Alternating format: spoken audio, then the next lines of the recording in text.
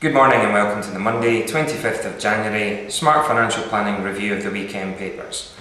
By far the biggest piece of news to come out over the last few days has been Barack Obama's proposals to split up the banking sector in the US.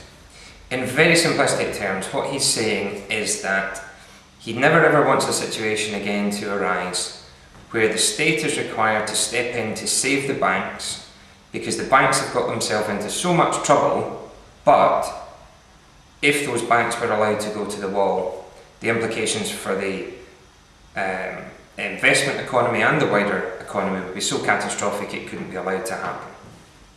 Barack Obama has said that he believes that the reason the banks got themselves into these problems in the first place are because of the non-core banking arrangements that they were involved in. And in fundamental terms, what he's saying is that the banks have two distinct functions. One function is to look after your money that you leave on deposit because it's safer there than putting under your pillow and under your bed. They don't give you very much in the way of return, but they give you a safe haven for you to keep your short-term monies. And on the other hand, they're engaged in investment banking activities where they use their own money to speculate and make investments in order to increase the value of their own businesses. So on the face of it, it seemed like a very straightforward proposal. If you simply had what would historically have been called a clearing bank, someone who collects savings and deposits to look after, in most cases, for the relatively short term, and lends some money out to borrowers who are going to borrow the money on a relatively long term, that's a very safe, very stable business. And as long as they don't lend money to people who can't pay it back too often, there's very, very little risk.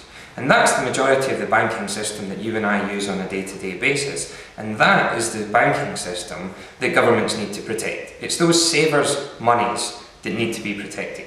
So if we can create a situation where that is distinct from any of the other activities, and to quote Barack Obama, he says, these firms should not be allowed to run these hedge funds and private equity funds while running a bank backed by the American people. So what he's saying is, if you want to go off and run the more sophisticated investments to speculate with the bank's money in order to increase the value of the banks, this needs to be kept separate from the banking institutions that governments need to stand behind. Because frankly, if an investment bank fails, who cares? It's no more important to the country than any other organisation that generates a profit. It's only if it's a clearing bank that's got your savings and my current account and your current account that goes bust that we've got a problem. So that's what he's proposing. The banks, needless to say, are up in arms because quite often they leverage the money that they collect from savers and investors on one side and then use that to speculate with their own money.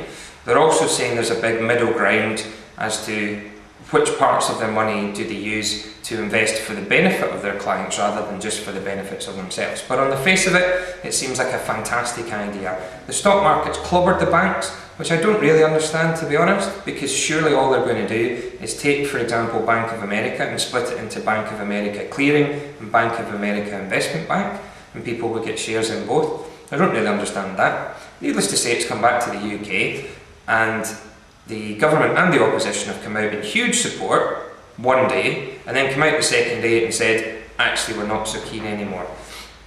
So here's a new thing for smart television.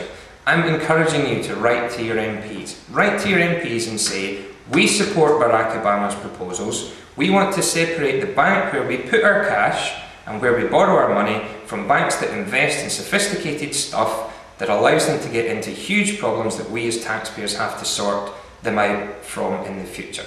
That's what I'm going to do. My MP is Graham Brady. I'm going to write to him today. I'm going to see him at a Chamber of Commerce dinner in a couple of weeks.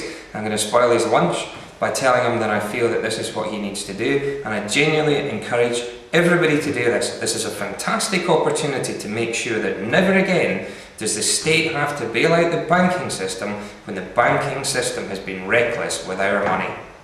That's it for this week. Look forward to speaking to you next week. Thanks. Bye-bye.